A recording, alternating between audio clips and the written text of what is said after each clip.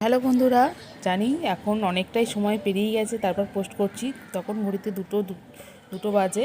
তো দুপুরের আজকে তো রবিবার, রান্নাবান্না তো হবেই। তো যাই হোক, চলো কী কী রান্না করেছি তোমাদের সাথে শেয়ার করি। তো এই দেখো, এখানে টমেটোমের চাটনি, রবিবার মানেই মাংস হোক যাই হোক টমেটোমের চাটনি তো থাকবেই। আর তার সঙ্গে আজকে স্পেশাল জিনিস হয়েছে, বাইরে পড়ছে ইলশেগুড়ে বৃষ্টি। আর এই দেখো, এখানে একটু কাঁকরোল ভাজা করেছি। আর এটা মাছের তেল, বুঝতেই পারছো এটা ইলিশ মাছ ভাজার তেল। যদিও মাছ আমি ভাজিনি, একটাই ভেজেছি ছেলের জন্য, তো সেই জন্য আর কি একটু বেশি করেই দিয়ে, তার সঙ্গে মাছের মাথাও ভেজেছিলাম। তার কারণ হচ্ছে মাছের মাথা দিয়ে পুঁই শাক দিয়ে চচ্চড়ি মতো, তরকারির মতো করেছি। চচ্চড়ি বলে, তরকারি বলে, যে যাই বলো। তো আজকে তো দারুণ জমে গেছে ইলিশে ইলিশ। তো দারুণ একটা সময়। তো কারা কারা ইলিশ খেলে আজকে অবশ্যই কমেন্ট করো।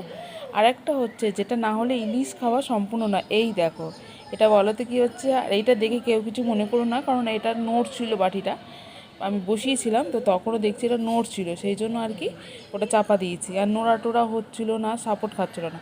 আর এখানে দেখো করছি লাল লাল ঝাল ঝাল চিকেন। এটা অবশ্য রাতের জন্য করে রাখছি, কারণ বিকেলে তো খুব একটা ভালো লাগে না। আর এই যে বৃষ্টি, কোথাও বেরোনোর নেই, কোথাও যাওয়ার নেই।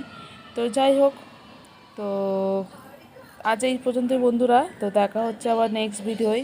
ততক্ষণ সবাই ভালো থেকো, সুস্থ থেকো। আর আমার ভিডিওটা ভালো লাগলে একটা লাইক করো। টাটা বন্ধুরা। আর এই চিকেনের মধ্যে একটু ধনেপাতাও দেবো। টাটা।